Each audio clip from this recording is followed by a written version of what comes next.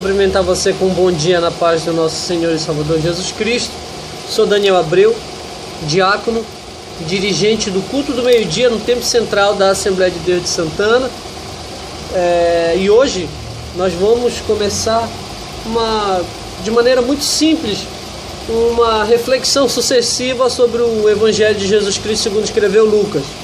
O meu canal no YouTube está muito relacionado a esportes radicais, como eu pratico esportes radicais, mas eu também sou cristão, tenho minha função cristã, e a internet e o YouTube é uma ferramenta de divulgação da obra de Deus. Daí a importância de tentar trabalhar um pouco a respeito da palavra do Senhor.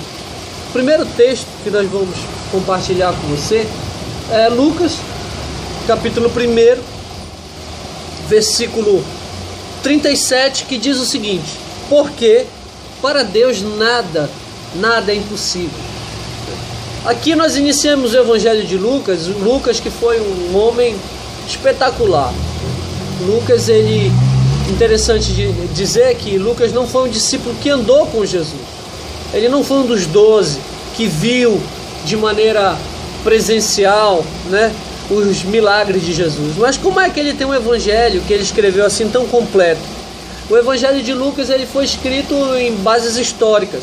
Ele foi atrás dos fatos, ele foi como um bom pesquisador, como alguém que diz a palavra do Senhor que ele era médico, como alguém que um bom historiador, posso dizer assim, correu atrás dos fatos e foi entrevistar pessoas. Então nós vemos o Evangelho de Lucas, um evangelho muito cheio de detalhes, que na minha opinião diferencia de Mateus e Marcos.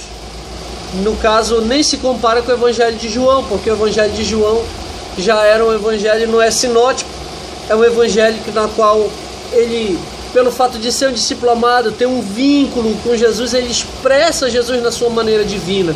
Quando começa, diz que o Verbo se fez carne e habitou entre nós.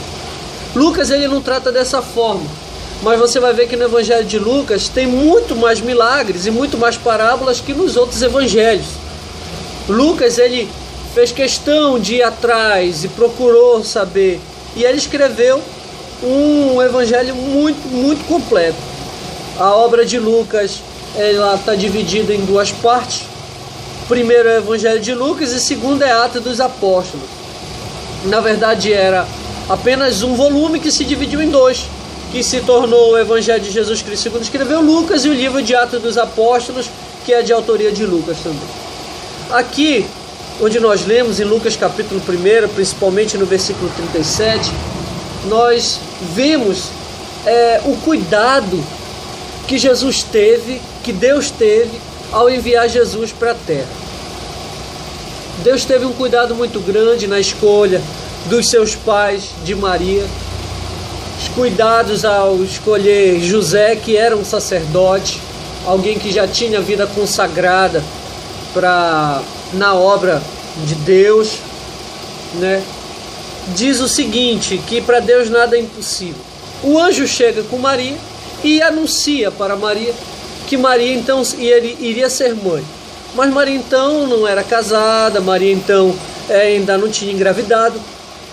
Como assim? Como assim eu vou ser mãe? Que eu ainda nem tive uma relação. Então o anjo diz que o filho seria concebido através do Espírito Santo.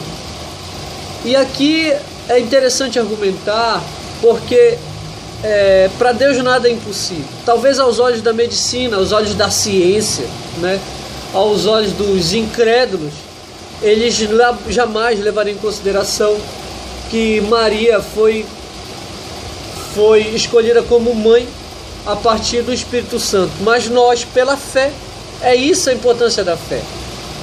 A fé, ela foge da racionalidade. A fé, ela foge do contexto natural das coisas. Não, a fé é você acreditar que aquilo de fato aconteceu. Então nós acreditamos pela fé, porque nós acreditamos no poder do nosso Deus, que para Deus nada é impossível. Maria então engravidou do Espírito Santo de Jesus. E é essa a primeiro foco para você. Olha, de repente as pessoas estão olhando para você e estão dizendo, olha, é impossível. Tu não vai alcançar isso que tu almeja. Tu não vai conseguir alcançar isso que você precisa.